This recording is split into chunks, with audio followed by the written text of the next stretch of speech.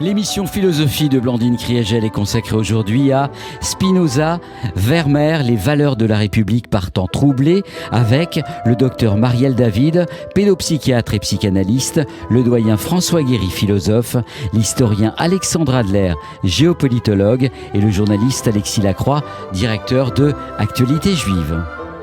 Bonjour et merci à la régie et à notre ami Philippe Sinclair. Nous continuons en effet aujourd'hui, chers amis et chers auditeurs, notre investigation des valeurs de la République par temps troublé. Nous vivons, nous aussi, des temps troublés, telles qu'elles ont pu être décrites ou peintes par deux exacts contemporains, n'est-ce pas, Spinoza et Vermeer, de 1632 à 1677 pour Spinoza et de 1632 à 1675 pour Vermeer. Le trouble dans la République, donc, c'est bien ce qu'ils ont rencontré. Et comme nous l'a dit la semaine dernière notre ami Alexandre, il est incontestable qu'ils étaient très proches l'un de l'autre et ils n'étaient pas éloignés. Mais nous ne savons pas, nous n'avons aucune mention d'une véritable rencontre. Mais comment, au fond, concevait-il la vie civique dans une république qui était désormais en prise avec des guerres extérieures et des désordres intérieurs, et en particulier, au fond, les guerres anglo-hollandaises dont nous allons reparler. Alors nous commençons par un texte de Spinoza que nous mettons évidemment en regard de ce qu'a peint Vermeer. Nous écoutons notre ami Alexis Lacroix. Spinoza et la vie civique, extrait de l'Éthique, livre 4, Proposition 71-73 et Scoli, chapitre 9, chapitre 14. Seuls les hommes libres sont très reconnaissants les uns envers les autres. L'homme qui est conduit par la raison est plus libre dans l'état où il vit selon le décret commun que dans la solitude où il n'obéit qu'à lui seul. L'homme qui est conduit par la raison désire, pour vivre plus librement, observer les lois. Il s'efforce avant tout de concevoir les choses telles qu'elles sont en elles-mêmes et d'écarter les obstacles à la connaissance vraie, comme la haine, la colère, l'envie, la moquerie, l'orgueil et les autres du même genre. Rien ne peut mieux s'accorder avec la nature d'une chose que les autres individus de même espèce.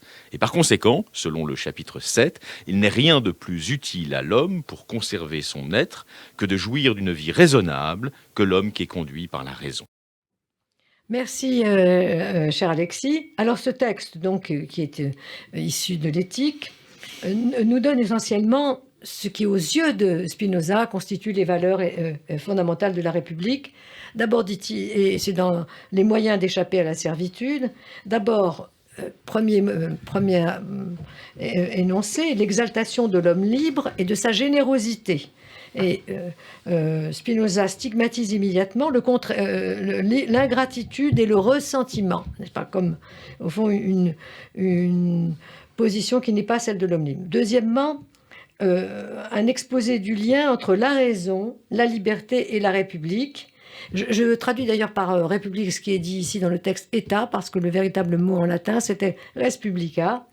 Et en opposition, évidemment, dans un texte qui est très dense et qu'il faut dénouer en quelque sorte, avec la solitude, ce qu'il appelle la solitude orgueilleuse. C'est à la fois celle, n'est-ce pas, de l'autocrate, du despote, mais c'est aussi celle de la vie hérémétique, du retrait absolu. Spinoza sous-entend que l'homme donc est un animal politique, comme l'avait dit Aristote, et il souligne plusieurs fois que la raison, qui est le plus grand de tous nos affects, ne peut se développer avec ses arts, ses sciences, la prospérité qu'elle apporte, que dans une république. Et aussi que la liberté n'est possible que dans l'observation. Alors là, c'est quasiment contre-intuitif. La liberté n'est possible que dans l'observation du décret commun, c'est-à-dire des lois. Il n'y a de république, n'est-ce pas, que là où il y a de liberté, que là où il y a l'observation commune des lois. Enfin, que les conditions du développement de la liberté et de la raison imposent, au fond, la paix, et que l'entente entre les individus, autrement dit, l'éloignement de toutes les raisons d'exalter la guerre et la discorde, la haine, la colère, l'envie. Il fait il énonce toute une série comportement, la haine, bon, ça c'est l'opposé évidemment de ce qu'il recommande, l'amour du prochain, mais la colère, l'emportement, l'envie, le ressentiment, ça sera dénoncé plus tard et encore, et l'orgueil. Enfin, dernier point, rien n'est plus utile à l'homme que l'homme, car les modes, les étangs, s'entendent d'abord par genre pour deux raisons, pour deux fins, pour deux buts. Premièrement, conserver sa vie et trouver le bonheur, et jouir d'une vie raisonnable avec d'autres hommes, conduits eux aussi par la raison. Alors, on peut dire que dans ce texte de l'éthique, n'est-ce pas, se trouve l'exposé complet et complexe de l'édification des valeurs d'une république démocratique, mais cette édification elle-même, elle n'est pas traitée ici, non, elle n'est pas traitée dans l'éthique, c'est seulement dans les grands traités politiques de Spinoza, qui sont d'ailleurs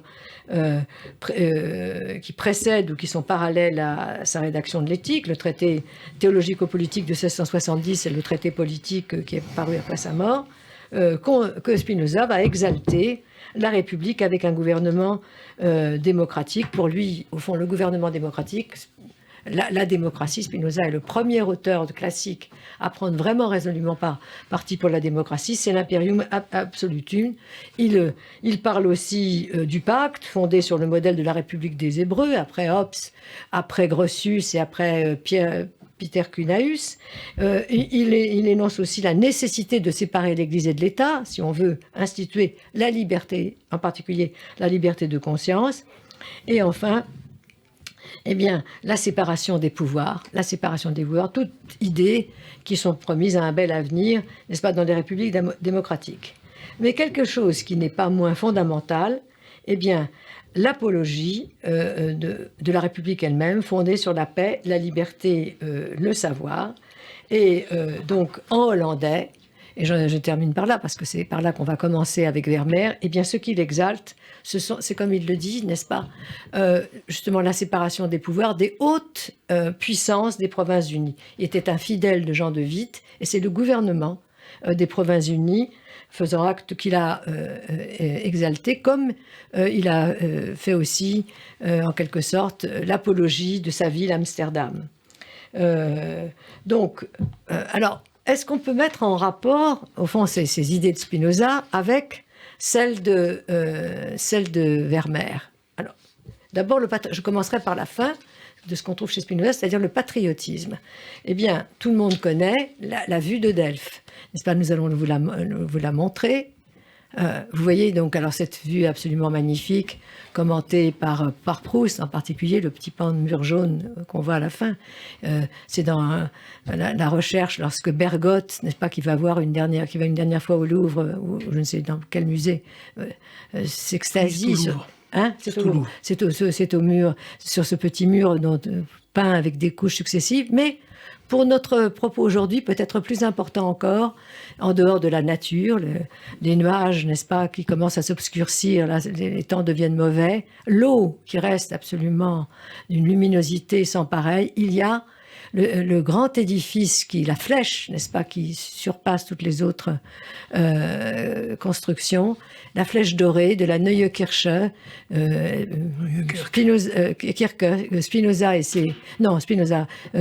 Vermeer avec ses parents vivaient à côté. Ses parents étaient des fidèles de Guillaume le Taciturne, et c'est là qu'est enterré Guillaume le Taciturne. Et il est peu probable que Vermeer n'ait pas fait exprès, n'est-ce pas, de mettre en majesté la flèche de cette église. Alors, l'église protestante. De cette église protestante. Oui, vous avez tout à fait raison, Spinoza. Alors donc, la vue de Delphes, si fameuse. Alors, il y a beaucoup d'autres détails qu'on n'a pas le temps de commenter, mais d'abord les habitants, n'est-ce pas, si vous voulez, non seulement les femmes qui sont là, qui bavardent tranquillement, mais quand on s'approche de plus près, on voit qu'il y a aussi, le long des quais et sur le bateau, ou à l'entrée de la ville, il y a au fond des individus assez peu nombreux, c'est pas une ville très dense, mais qui continuent à vaquer à leurs occupations dans un grand calme, dans une grande tranquillité. Après quoi, l'Arvel, n'est-ce pas? L'Arvel, Le deuxième, alors ça, nous l'avons photographié directement à l'exposition. C'est aussi quelque chose qui est très connu. L'Arvel, vous voyez, c'est une habitation modeste, comme il y en a beaucoup dans le Nord, non seulement en Hollande, mais par exemple en Belgique ou même dans les Flandres françaises. Et dans cette habitation, que voit-on? Et on voit, n'est-ce pas, de rien de plus simple, n'est-ce pas? Ce sont des femmes qui cousent, qui balaient, et puis des enfants qui jouent. D'ailleurs, au fond, la chose la plus modeste, la plus simple, la vie quotidienne dans toute sa splendeur. Mais cette vie quotidienne telle qu'elle est exaltée parce qu'on sent que tous ces individus, et en particulier ces femmes, ces enfants, il y a assez peu d'enfants qui ont été peints comme ça à cette époque, autrement que comme des anges ou des galopins. Là, ils sont au fond des humains comme d'autres, mais simplement dans l'état d'enfance, sont sanctuarisés dans leur occupation personnelle. N'est-ce pas? Ce n'est pas la retraite orgueilleuse, mais simplement ils sont affairés. Ils s'occupent de ce qu'ils ont à faire et dans leur vie de tous les jours. Et donc, vous voyez, ça c'est les deuxièmes traits, donc exaltation de sa ville, Delphes, et de la vie à l'intérieur de cette ville. Troisième vue, si vous le voulez bien, n'est-ce pas, au fond, la prospérité de la République du siècle d'or. Alors d'abord, on commence par un portrait où beaucoup, et moi la première, ont reconnu son épouse, Catherine Bolles, un portrait absolument magnifique, n'est-ce pas? Cette femme en bleu, gravide. Hein, il a peint beaucoup de femmes gravides, enceintes, autrement dit, Vermeer. Et que fait-elle? Eh bien, elle lit sa correspondance. Et d'ailleurs, on voit qu'elle l'a d'ailleurs lu plusieurs fois parce que la lettre est déjà très fripée. Et c'est probablement une correspondance amoureuse, on ne le sait pas, mais on peut rêver. Mais derrière cette lettre, il y a beaucoup de tableaux de Spinoza consacrés à la correspondance. Derrière cette lettre, il y a évidemment l'idée de la liberté, n'est-ce pas, des sentiments individuels et de la liberté de conscience de la correspondance, et qui est extrêmement importante et qui, au fond, exalte, vous voulez, encore une fois, la vie en Hollande.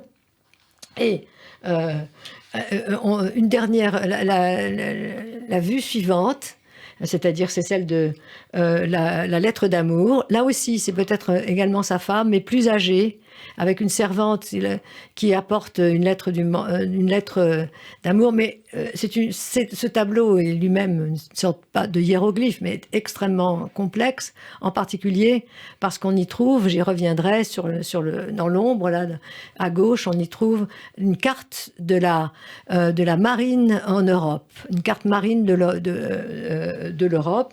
Mais là encore, là aussi, on voit que la femme, à la fois, se livre à des occupations quotidiennes, parce qu'il y a ces chaussons qui traînent, et puis un ballet, mais en même temps, elle joue de la musique, n'est-ce pas? Elle joue d'une sorte de viol. Et donc, là commence, chez Vermeer, toute une mise en majesté de la prospérité de la République du siècle d'or, avec une place très importante donnée aux femmes. La vue suivante, si vous le voulez bien. Là aussi, c'est encore une femme enceinte, mais une femme qui se livre à une activité économique, n'est-ce pas? Elle pèse des perles, elle pèse de l'or, et donc là aussi, l'exaltation au fond de toute la prospérité économique d'Anvers, de l'accumulation des richesses qui n'était pas interdite aux femmes. Voilà. Et elle est concentrée. Alors, derrière, il y a peut-être un jugement dernier, mais il n'y a, au fond, apparemment, pas de condamnation, n'est-ce pas, de cette activité économique. Alors, la vue suivante, eh bien, elle est très connue aussi, c'est la joueuse de luth. Et ce qui va nous intéresser dans la joueuse de luth, c'est ce qu'on a appelé quelquefois la manie de Spinoza, mais vous allez voir, cette manie a un sens, parce que là, nous sommes reconduits au-delà de la prospérité économique et au fond, des articulations de la vie civique à la grande politique. Alors, est-ce qu'on peut donner tout de suite l'agrandissement? Là, c'est la vue suivante. Alors, cette carte, la manie des cartes. les cartes, n'est-ce pas, c'est omniprésente ou dissimulée dans les tableaux, eh bien, il y a au moins 8 ou 9 cartes, n'est-ce pas, inscrites dans la vie de l'époque, qui est celle de la guerre, n'est-ce pas, de la guerre anglo-hollandaise et qui allait emporter la République. Je l'ai dit, n'est-ce pas, guerre extérieure, conflit intérieur, et Vermeer, dans ces cartes, affirme, si vous voulez, au fond, son accord avec une tendance très importante en Hollande, c'est la connaissance du monde, la connaissance du monde tel qu'il est, et aussi ses intérêts politiques. Alors, on a étudié les différentes cartes qu'il a présentées, n'est-ce pas? La cartographie, en effet, c'est une grande tradition en Hollande. Au XVIe siècle, il y avait déjà de grands cartographes comme Gérard Mercator et Abraham Ortelius, mais au XVIIe siècle, eh bien, il y a des cartes de premier plan, comme celle de Blaeu. Je ne sais pas si je le prononce bien, de Beckenrod et de Blaeu, dont s'inspire, ou de Jean-Claude Fischer, dont va s'inspirer notre ami Vermeer. Alors, cette carte-là que nous voyons, nous savons, grâce à Géry Breton, non, c'est pas celle-là. Donc, cette carte, nous savons qu'elle est, parce qu'elle est la fidèle reproduction de la carte de Blaeu sur l'Europe, qui s'appelle l'Europe nouvelle, n'est-ce pas? Description de l'Europe nouvelle. Mais avec Marielle, en nous penchant sur ce petit coin de la carte, nous avons remarqué quelque chose qui n'est à notre connaissance, n'est-ce pas, souligné dans aucune relation de la peinture de Vermeer, à savoir qu'on y voit très nettement la flotte espagnole et française qui remonte vers la Hollande pour aller porter secours à la Hollande. Donc, il y a dans ces cartes évidemment un intérêt politique, n'est-ce pas, qui est incontestable de Vermeer.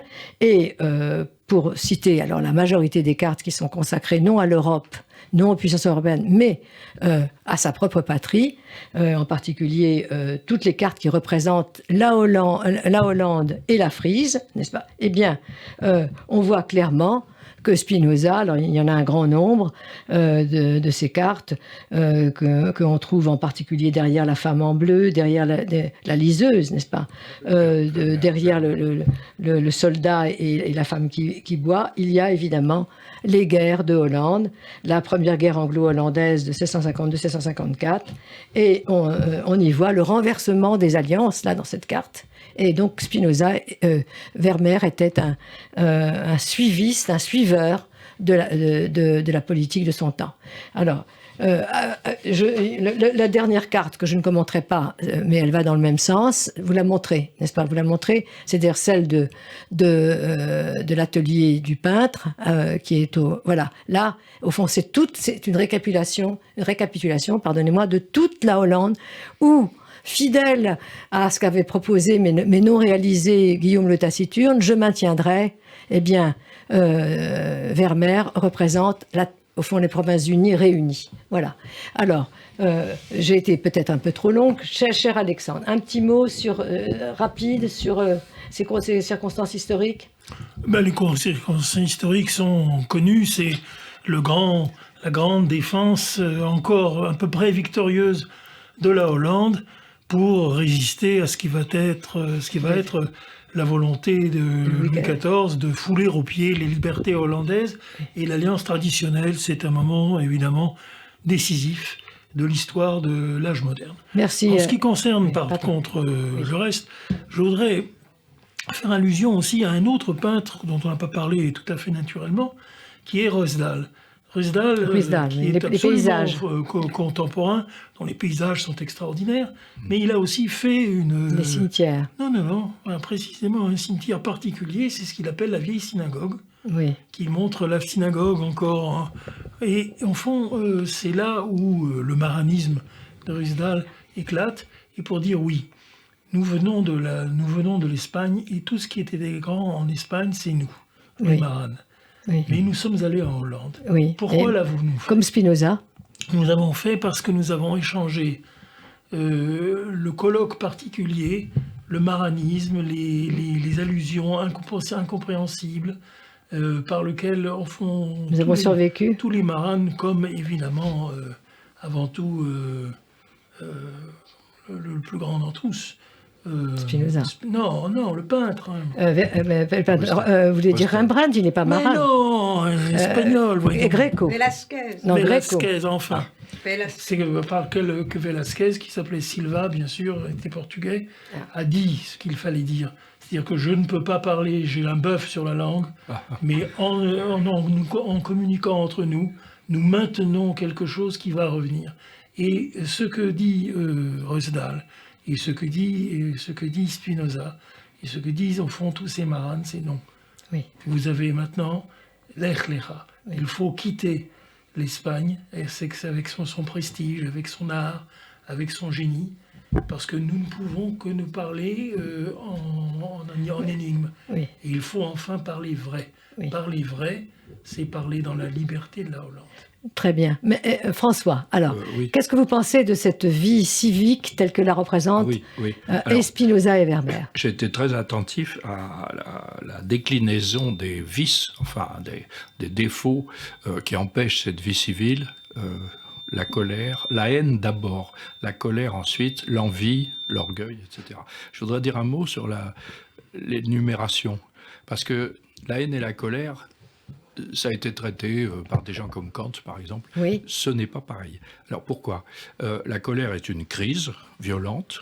Un emportement. Elle va vers une réconciliation, un retour à la paix.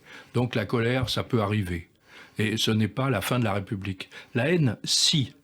Parce qu'effectivement, ce que dit Kant, qui est très intéressant dans l'anthropologie du point de vue pragmatique, oui, tout à fait, c'est que la haine est une maladie qui infecte toute la personnalité. Donc ce n'est pas une crise qui mène vers une réconciliation, c'est quelque chose qui structure toute une personnalité nuisible, si je puis dire, agressive, et on ne s'en débarrasse pas facilement. Merci. Alors, attendez, non, c'est Marielle qui va. Oui, c'est Marielle qui va dire tout ce qu'elle a tiré de sa visite à l'exposition Vermeer. Oui, moi j'ai tiré des choses tout à fait différentes. Oui. Tout à fait différentes, parce qu'évidemment, c'est là où qu'on voit Vermeer avec les yeux et le travail qu'on a déjà dans la tête. Oui.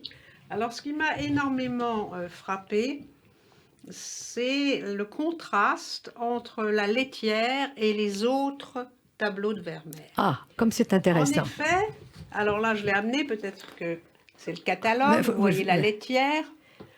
Le contraste qui est très visible, et qui est repris d'ailleurs dans le catalogue lui-même, c'est entre le personnage de la laitière et le mur. Et le mur. Et là, on a quelque chose de tout à fait étonnant.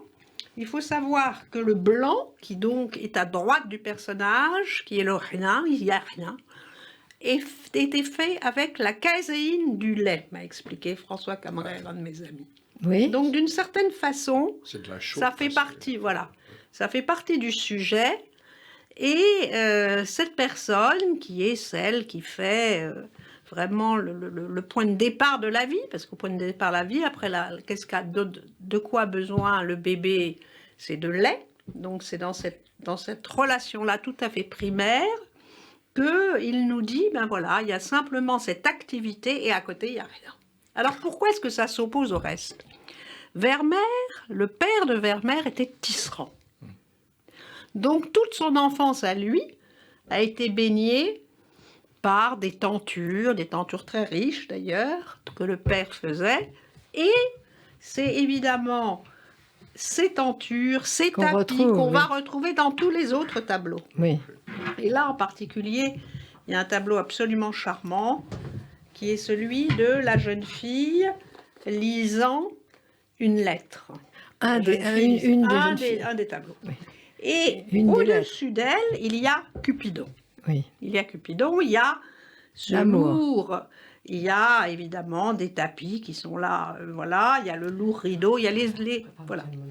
Et et là le sujet, c'est qu'est-ce que c'est que l'âme d'une jeune femme. Ah oui. C'est quand même un grand sujet de Vermeer. Oui. Parce que dans cette lecture, on voit bien que quelque chose se passe.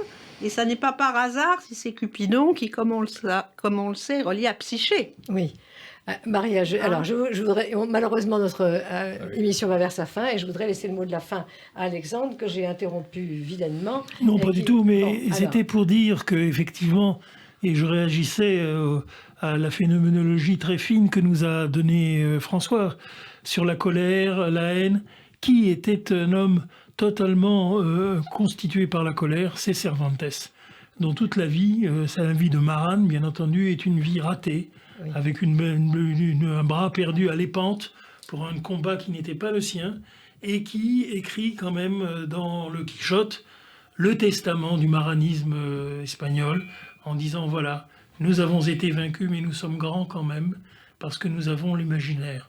Et dans cet imaginaire, eh bien effectivement, quand est-ce que meurt le héros? Lorsqu'on brûle ses livres.